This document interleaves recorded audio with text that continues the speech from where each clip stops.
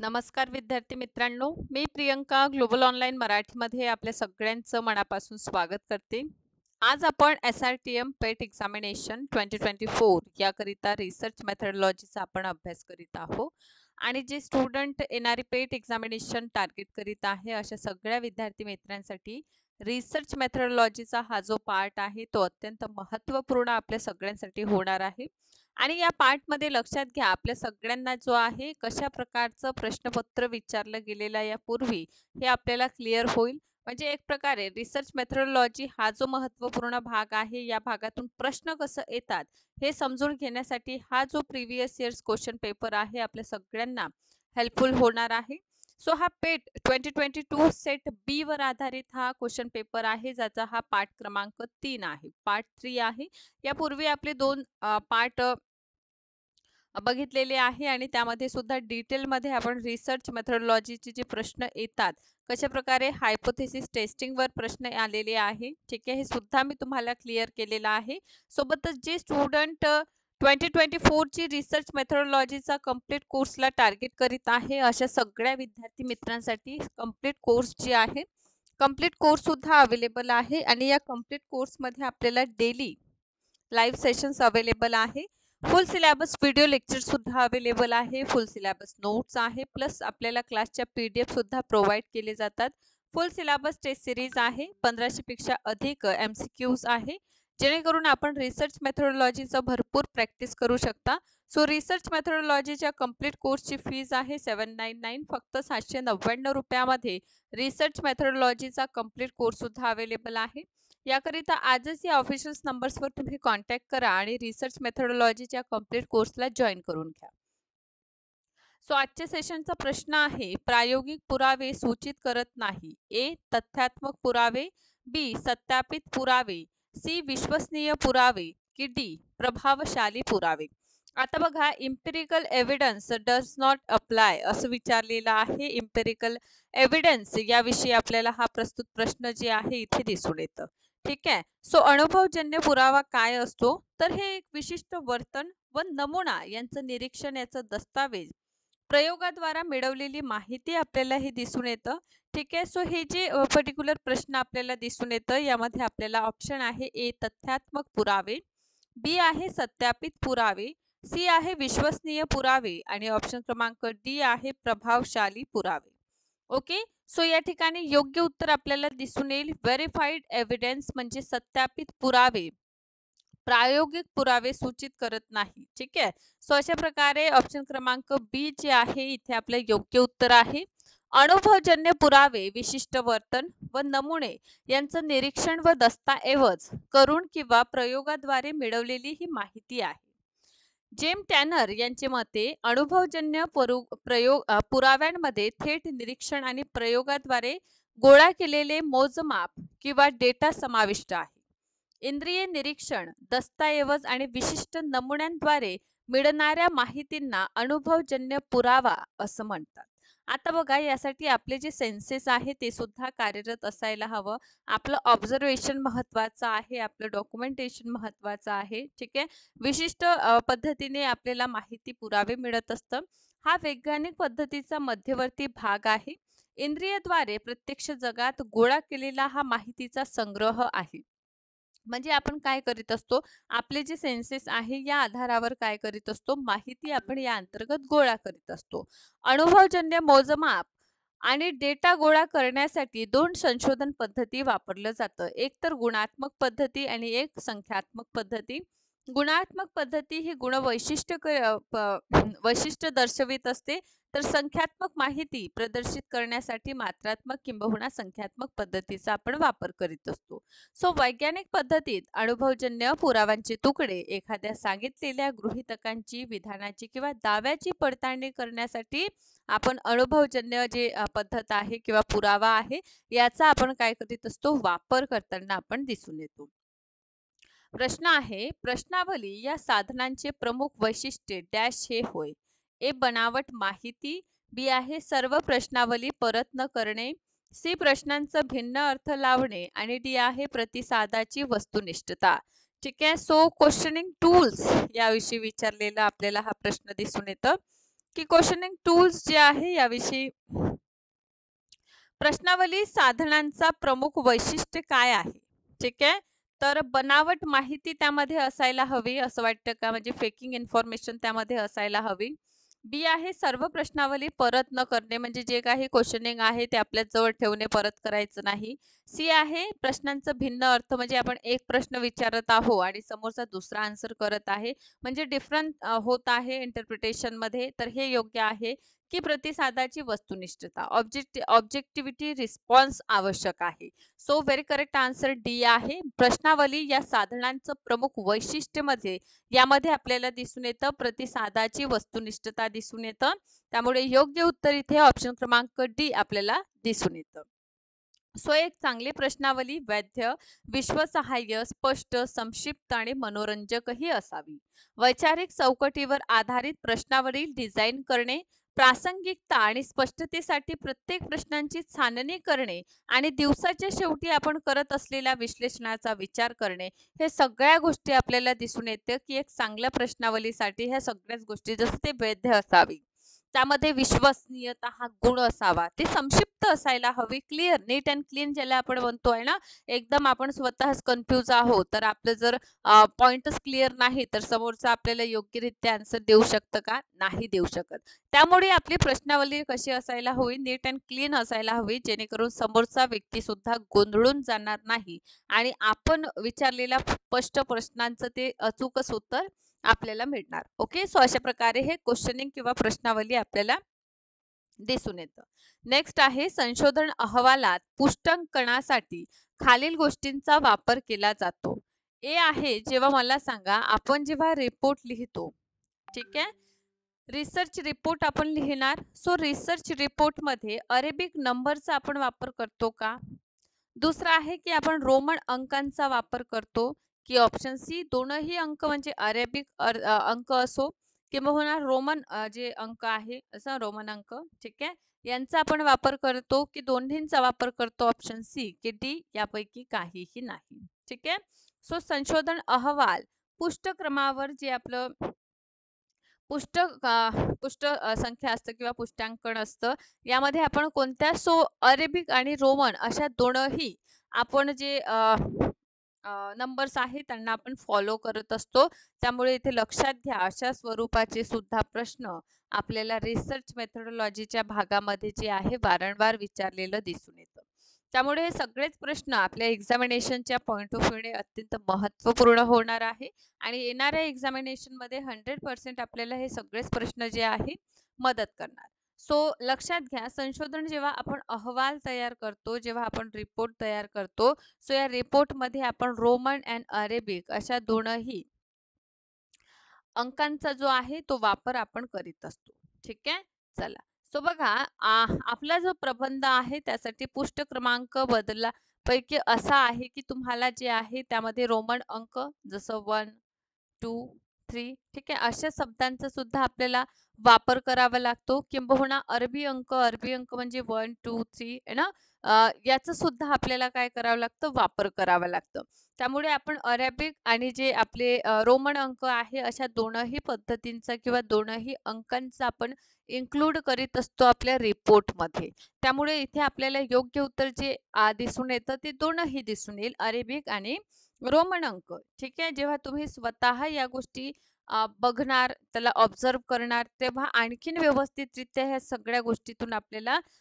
आणखीन वेगळं काही शिकायला मिळेल ठीक आहे सुचणार आपल्याला वेगवेगळं की कशा पद्धतीने प्रश्न येतात आणि कशा पद्धतीने अशा आलेल्या प्रश्नांना आपल्याला काय करायचं आहे उत्तर द्यायचं आहे ठीक आहे एक चांगला संशोधक उद्दिष्टांशी सुसंगत सामग्री गोळा करणारा बी आहे हेतू संबंधित माहिती गोळा करणारा सी आहे प्रचंड प्रमाणात सामग्री गोळा करणारा की थोड्या प्रमाणात सामग्री गोळा करणारा मला सांगा गुड रिसर्चर आपण कशाला म्हणणार आहे ना यापूर्वी सुद्धा भरपूरदा मी एक चांगलं रिसर्च कसा असायला हवं चांगल्या रिसर्चरचे काय महत्त्वपूर्ण गुण आहे हे आपण वारंवार जे आहे characteristics of research and characteristics of good researcher हे दोनही भाग प्रिव्हियस जो मी तुम्हाला क्वेश्चन पेपर सांगितलेला आहे या प्रिव्हियस क्वेश्चन पेपरमध्ये सुद्धा वारंवार हा महत्त्वपूर्ण घटक मी स्पष्ट केलेला आहे. ठीक आहे. सो एक गुड रिसर्चरमध्ये थोड्या प्रमाणात मला सांगा तुमचं रिसर्च इतकं मोठं अवाढव्य आहे आणि त्यासाठी फक्त तुम्ही इतकं सामग्री गोळा करणार, तर याला गुड रिसर्चर तुम्ही बनणार का? नाही म्हणू शकत. त्यामुळे इथे हा ऑप्शन कट होणार. प्रचंड प्रमाणात सामग्री. मला सांगा एवढा रिसर्च आपलं क्षेत्र आहे आणि तुम्ही याही पेक्षा दुप्पटीने काय करत आहात रिसर्च सामग्री गोळा करत आहात आणि ते काही मीनिंगफुल नाही. तर त्याला उपयोग असेल का? नाही. हेतू संबंधित सामग्री गोळा करणारा always collect data to fit into his purpose. म्हणजे काय आहे त्याचं एक पर्टिक्युलर हा उद्देश आहे आणि हाच उद्देश करण्यासाठी तो काय करत आहे डेटा गोळा करत आहे. मग बाकींचं काय? काहीच नाही. म्हणून हे ऑप्शन आपलं इनकरेक्ट होईल. नंतर जाऊया उद्दिष्टांची सुसंगत सामग्री. आता मला सांगा आपलं रिसर्च आहे. रिसर्चमध्ये जेव्हा आपण टॉपिक फाइंड करत असतो, या टॉपिक घेण्यामागचं काय आपलं ऑब्जेक्टिव्ह आहे हे आपण सांगत असतो आणि जेव्हा हे आपण सांगणार, तर आपल्या ऑब्जेक्टिव्ह जे आहे, जे आपले उद्दिष्ट आहे, त्या उद्दिष्टाला धरूनच आपण काय करणार आहोत, सामग्री कलेक्ट करणार आहोत. त्यामुळे इथे ए जे आहे, ते आपले योग्य उत्तर होणार. आता बघा कॅरेक्टरिस्टिक ऑफ गुड रिसर्चर. ठीक आहे, तो रिसर्च ओरिएंटेड असावा. ठीक आहे, इफेक्टिव्हनेस त्याच्यामध्ये असावं. सायंटिफिक म्हणजे वैज्ञानिक दृष्टिकोनाचा तो पालन करणारा असावा. नेहमी तो ॲक्टिव्ह असावा. आहे ना. नंतर तो रिसोर्सेबल असावा म्हणजे साधने एकत्रित करणारा असावा. त्याच्याकडे काहीतरी नवं करण्याची किंवा काहीतरी नवीन सत्यापन करण्याची एक क्षमता जी आहे, ॲबिलिटी जी आहे ते क्रिएट करण्याची सृजनात्मक क्षमता जी आहे त्याच्या अंतर्गत असायला हवी. तो ऑनेस्ट असायला हवा, प्रामाणिक असायला हवा, आपल्या कामाविषयी डेडिकेट असायला हवा. इकॉनॉमिकलही त्याला पैशाची आवश्यकता आपल्याला दिसून येईल आणि त्याच्या जे महत्त्वपूर्ण कार्य आहे म्हणजेच आपलं जे महत्त्वपूर्ण त्याचं रिसर्च आहे. या रिसर्चवर तो आपण रिलायबल असायला हवा अशा प्रकारचा आपल्याला रिसर्च गुड रिसर्चरचे काय दिसून येतं महत्त्वपूर्ण हे वैशिष्ट्य जे आहे कॅरेक्टरिस्टिक्स जे आहे ते आपल्याला दिसून येतं. सो आपण नेक्स्ट प्रश्नाकडे जाऊया. मुलाखत या तंत्रांमध्ये डॅश हा प्रकार येत नाही. ए संरचित, बी असंरचित, सी आहे अर्थसंरचित, सेमी स्ट्रक्चरल आणि डी आहे प्रायोगिक. मला सांगा आपण मुलाखत घेतो, इंटरव्ह्यू घेतो. तर मुलाखती विविध प्रकारची आपल्याला दिसून येतात. ठीक आहे. ज्यामध्ये मुलाखतींच्या प्रकारामध्ये आपण संरचित मुलाखत अभ्यास करीत असतो. त्यामध्ये आपण असंरचित मुलाखतींचा अभ्यास करतो. सोबतच अर्थ संरचित अशा महत्त्वपूर्ण भागांचा आपण काय करीत असतो अभ्यास करीत असतो. आता यामध्ये एक ऑप्शन आहे प्रायोगिक. मला सांगा एक्सपेरिमेंटल रिसर्च आपण बघतो. सो एक्सपेरिमेंटल रिसर्च जे आहे भविष्य संबंधित आपण जे कार्य करतो त्या संबंधित आपण ही पद्धत जी आहे ते वापरत असतो. यामध्ये पर्टिक्युलर 2 व्हेरिएबल्स असतात आणि व्हेरिएबल्स ए आणि व्हेरिएबल्स दो अशा दोनही व्हेरिएबल्सची जेव्हा आपण तुलना करीत असतो त्याला काय म्हटलं जातं, त्याला म्हटलं जातं एक्सपेरिमेंटल रिसर्च त्याला आपण म्हणतो. त्यामुळे इथे योग्य उत्तर काय होणार, प्रायोगिक होणार, एक्सपेरिमेंटल होणार. कारण हा मुलाखतीचा प्रकार नाही. अदरवाईज जर आपण बघितलं संरचित, असंरचित, संरचित हे सगळे आपल्याला एक मुलाखतीचे प्रकार दिसून येतं. तो संरचित मुलाखत हे डेटा संकलन करण्याची एक पद्धत आहे. जी एखाद्या विषयावर डेटा गोळा करण्यासाठी निर्धारित क्रमाने म्हणजे एक प्रकारे आपण म्हणू शकतो की रित्या जे आहे ते प्रश्न विचारले जातात आणि मुलाखतींच्या 4 प्रकारांपैकी हे एक महत्त्वपूर्ण प्रकार आहे. संशोधनात आपण संरचित मुलाखत मर्यादित म्हणजे फॉर्मल इंटरव्ह्यू आपण बघतो ना, त्या प्रकारात आपल्याला संरचित मुलाखत दिसून येतात. यामध्ये सगळ्या गोष्टी फॉर्मली केल्या जातात. अर्धसंरचित मुलाखत काही प्रश्न हे पूर्वनियोजित असतात आणि काही प्रश्न जे आहे ना, म्हणजे एखाद्या व्यक्तीला तुम्ही त्यांच्या जीवनाविषयी विचारलं. आता जीवनाविषयी विचारता तुम्ही त्यांचं वैयक्तिक जीवन विचारत आहात आणि वैयक्तिक जीवनामध्ये वैवाहिक संबंधांविषयी हा तुमचा प्रश्नसूचीमधला भाग नाही, पण जेव्हा ते आपलं वैयक्तिक जीवन सांगत आहे, त्यावेळी तुम्ही अचानक त्याला विचारलेला हा प्रश्न आहे.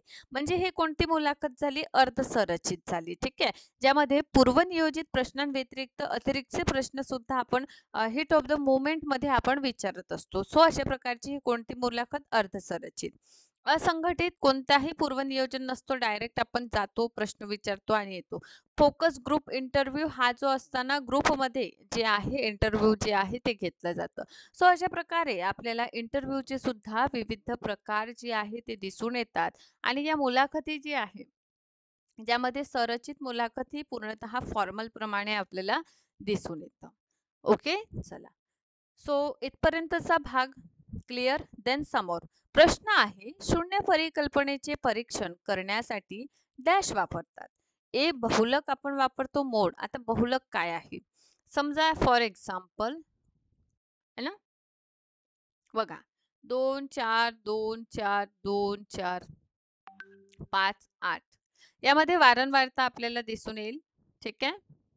बर, हे 2 एकदा आलं, हे 2 दोनदा आले, हे तीनदा आलं आणि हे चारदा आले. पण इथे 4 बघा कितीदा आले आहे? तीनदा. म्हणजे बहुलक काय असतं? पर्टिक्युलर जे सिरीज दिलेली आहे त्यामध्ये मोस्ट रिपीटेड जे आकडा असेल, म्हणजे सगळ्यात जास्त वेळा तो वारंवार झालेला आहे रिपीट, त्याला म्हटलं जातं बहुलक. म्हणजे मोड काढा. ठीक आहे. पर्टिक्युलर मोड जेव्हा काढायचं तुम्हाला प्रश्न दिलेला असेल, खूप मोठा अंक असेल. ठीक आहे. सो हे जे खूप मोठं तुम्हाला अंक दिलेला असेल ना, त्याला सगळ्यात पहिले तुम्ही क्रमवारी लावायचं. ठीक आहे. लहानांपासून मोठा असा क्रम लावून घ्यायचं आणि हा क्रम जेव्हा तुम्ही लावून घेणार त्यामध्ये बघायचं की सगळ्यात जास्त वेळा कोणता अंक रिपीट झालेला आहे आणि जो अंक सगळ्यात जास्त वेळा रिपीट झालेला असेल तो तुमचा काय असेल? मोड असेल. पर्सेंट ते सगळ्यांना माहीतच आहे कशा प्रकारे काढतात, शेकडेवारी आपल्याला माहीत आहे. यानंतर आहे काय?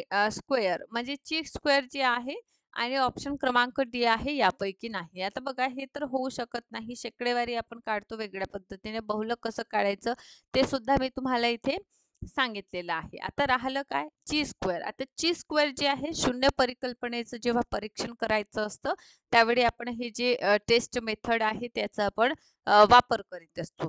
ची स्क्वेअर चाचणी जी आहे ही एक सांख्यिकीय पद्धत आहे. म्हणजे हे स्टॅटिस्टिकल मेथड आहे जी अपेक्षित परिणामाचं निरीक्षण केलेल्या परिणामाची तुलना करण्यासाठी वापरली जाते. जेणेकरून फरक संधींमुळे किंवा व्हेरिएबल्स मधील संबंधांमुळे असं म्हणजे पर्टिक्युलर 2 व्हेरिएबल्स आहे.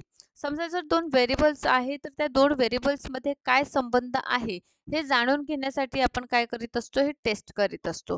ही परिकल्पना चाचणी आहे जे द्विगुणित सारणीमध्ये आयोजित आयोजित नाममात्र आणि क्रमित चरांमधील संबंध तपासण्यासाठी डिझाईन केलेली आपल्याला दिसून येते. व्हेरिएबल्स एकमेकांपासून स्वतंत्र आहे की नाही हे निर्धारित करण्यासाठी चाचणी व्हेरिएबल्सची सांख्यिकीय महत्त्व मोजताना आपल्याला दिसून येते. आय होप इतकं भाग सगळ्यांना क्लिअर आहे. समोर जाऊया. प्रश्न आहे, प्रमाण विचलन डॅश पासून काढतात. ठीक आहे. स्टँडर्ड डिव्हिजन विचारलेला आहे. ए मध्यमानापासून, मीन, बी आहे मीडियम पासून, सी आहे बहुलक पासून की डी आहे काहीही नाही. सो यापैकी काहीही नाही कट होतं. त्यानंतर बहुलक हे पर्टिक्युलर जे आपल्याला संख्या दिलेलं असतं, जे एक्झाम्पल दिलेलं असतं त्यामध्ये आपल्याला जे वारंवार रिपीट झालेलं आहे, ठीक आहे, त्याला म्हटलं जातं बहुलक. आता प्रश्न आहे मीन आणि मीडियम विषयी. ठीक आहे.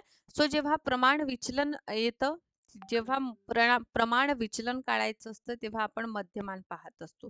म्हणजे पर्टिक्युलर डिव्हिजन. ठीक आहे. पर्टिक्युलर अंक बघा.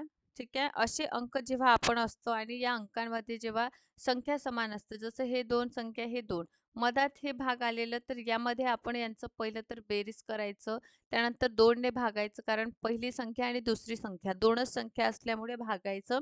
देन आपल्याला जी आकडेवारी आहे त्यामध्ये जे काही संख्या निघतं त्या संख्येच्या आधारावर समोर आणखीन आपल्याला स्टेप्स फॉलो करावं लागतं आणि त्या आधारावर प्रमाण विचलन जे आहे ते काढावं लागतं. ठीक आहे. सो अशा पद्धतीने हे मीन आहे. ठीक आहे. मीडियम म्हणजे काय? तर बघा पर्टिक्युलर हे संख्या 1 2 3 4.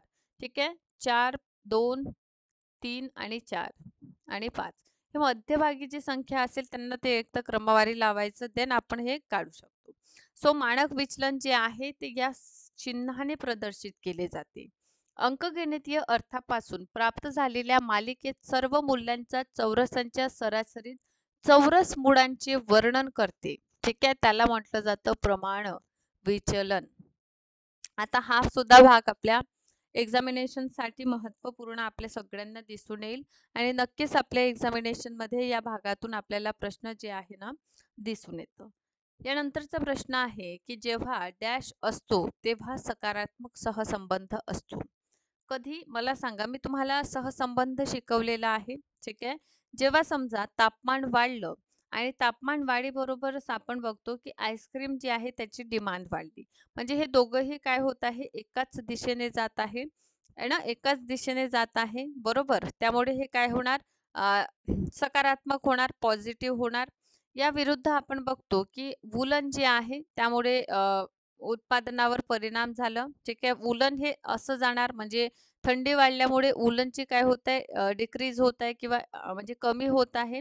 जेव्हा तिथे दोन निगेटिव्ह, एक पॉझिटिव्ह स्टेटमेंट आणि एक नेगेटिव्ह स्टेटमेंट दिसून येईल तेव्हा नक्कीच त्यामधील जे संबंध असेल नकारात्मक आपल्याला दिसून येतं.